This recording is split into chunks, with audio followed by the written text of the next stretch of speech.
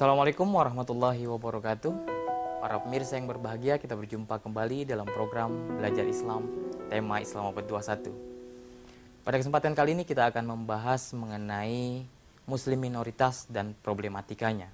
Dan saya telah ditemani oleh dua narasumber yang telah hadir di studio. Yang pertama adalah Bapak Dr. Fuad Jabali. Beliau adalah dosen Sekolah Pascasarjana UIN Syarif Hidayatullah Jakarta atau Universitas Islam Negeri Syarif Hidayatullah Jakarta. Apa kabar Pak Fuad? Alhamdulillah sehat. Senangnya bisa hadir lagi, udah lama nggak ke Belajar Islam. Terima kasih. Yang kedua adalah Bapak Dr. Abdul Muqsid Ghazali. Beliau adalah dosen Universitas Paramadina. Apa kabar Pak Muqsid? Alhamdulillah baik. Alhamdulillah. Ya. Para pemirsa, kita tahu bahwa umat Islam menyebar di segala penjuru dunia. Umat Islam patut bersyukur karena umat Islam di Indonesia adalah mayoritas. Tapi Anda bisa bayangkan bagaimana kondisi dan problem-problem umat Islam di seluruh negeri atau di seluruh penjuru dunia yang cuma minoritas. Misalkan saja di Barat, bagaimana mereka harus memaksakan nuraninya untuk memilih pemimpin non-muslim misalkan. Atau untuk mencari makanan halal pun susah gitu. Apalagi mungkin ada sebagian yang sulit untuk beribadah. Nah, problematika-problematika ini mungkin tidak dirasakan oleh umat Islam di Indonesia yang mayoritas. Setiap hari kita mendengarkan 5 kali azan berkumandang dan lain sebagainya. Nah, kita akan membahas masalah ini bersama saya, Ahmad Rifki, yang juga telah ditemani oleh dua tamu kita. Nah, Pak Fuad kan pernah tinggal di Barat. Iya. Itu benar, kejadian seperti itu, sulit beribadah, sulit cari makanan halal, kayak gitu-gitu Pak Fuad? Iya, dirasakan oleh beberapa orang walaupun ada jalan keluarnya sebetulnya. Karena mereka punya iklim politik yang sebetulnya lebih bebas untuk mengekspresikan keberagaman mereka, sehingga ada jalan walaupun memang ada aturan-aturan yang harus mereka akali, harus mereka hadapi. Tapi yang ingin saya tegaskan itu pernyataan Mas Riki tentang keadaan mereka ya.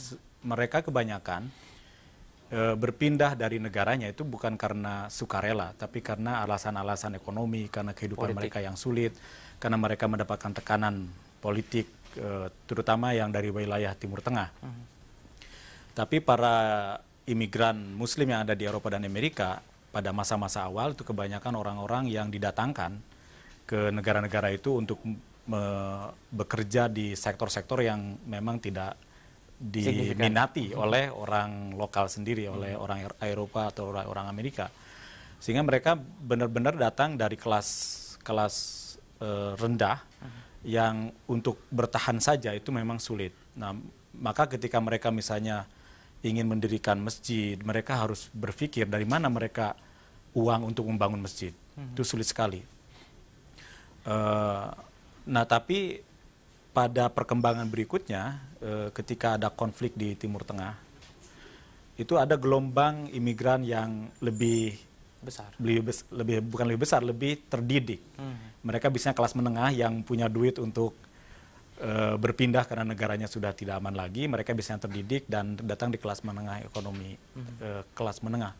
Nah, ini ada perpaduan yang menarik antara minoritas yang baru datang dengan minoritas lama.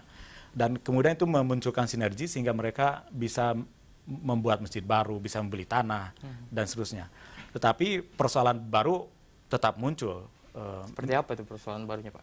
Misalnya ada perasaan yang waktu itu saya pernah ngobrol dengan mereka ketika saya datang ke masjid-masjid mereka. Mereka pertama punya kecenderungan untuk mengelompok berdasarkan etnik.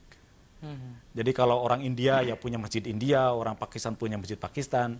Jadi dia menganggap Islam itu sebagai sesuatu yang menjaga mereka, yang artinya Islam itu identik dan kampung halaman mereka. Akhirnya mereka tidak membaur dengan masyarakat umum dan juga dengan Muslim lain.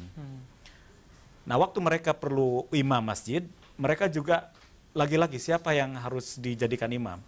Mengandalkan orang-orang yang ada di situ belum tentu bisa karena mereka datang bukan dari orang-orang yang berpendidikan agama biasanya.